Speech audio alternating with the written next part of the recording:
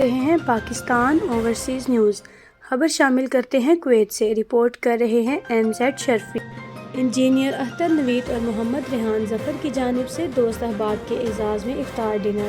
حافظ عامر نے تلاوت قرآن پاک ادا کی۔ کمپیئرنگ عبداللہ شریف جبکہ طارق علی محسن نے آنے والے مہمانوں کو خوش آمدید کہا۔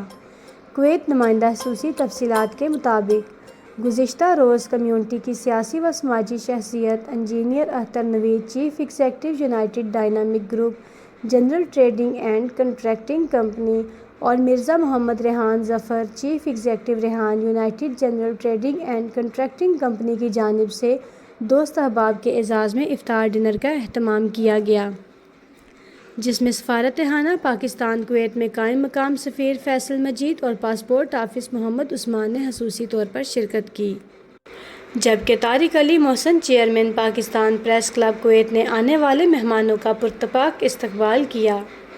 افطار ڈنر میں خصوصی طور پر محمد عرفان ناگرہ چیئرمین پاکستان مسلم سینٹر نون کویت نے خصوصی شرکت کی۔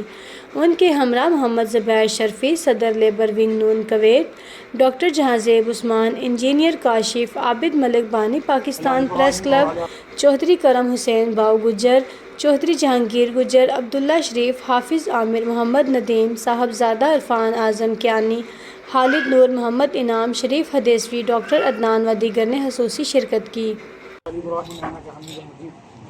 ربنا آتنا في الدنيا حسنة وفي الآخرة حسنة وقنا عذاب النار اللهم اغفر للمؤمنين والمؤمنات والمسلمين والمسلمات والأحياء منهم والأموات ربنا تقبل منا إنك أنت السميع العليم. والدنا بالجاب يا مرحبا بك عرفان ناقرة مرحبا صاحبنا يلا حي بسك عرفان ناقرة هب يلا يرجع جاوزك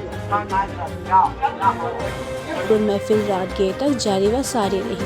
پاکستان اوورسیز نیوز۔